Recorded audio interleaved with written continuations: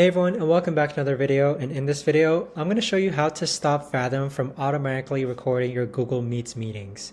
So this video is going to be particularly useful for individuals who have installed Fathom and you've connected to Google Meets. How do you actually get it to stop recording every single one of your Google Meets meetings? Either way, this video is going to be short, sweet, and simple, guys. There's not going to be a lot of steps involved. But first, what you're going to do is that you're going to log into your Fathom account. Next, on the upper right-hand corner, you're going to click on Settings. And then from here, you want to go ahead and scroll down to where you see the Google Meet section. So where it says Google Meets, there's a section here called Auto Record Unscheduled Google Meets Meetings. You want to make sure that this is toggled off. With this toggled off, your Fathom application will no longer automatically record Google Meets meetings.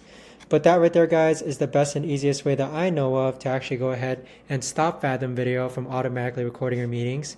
If you guys know of a better or easier way to actually do this, let me know in the comments down below.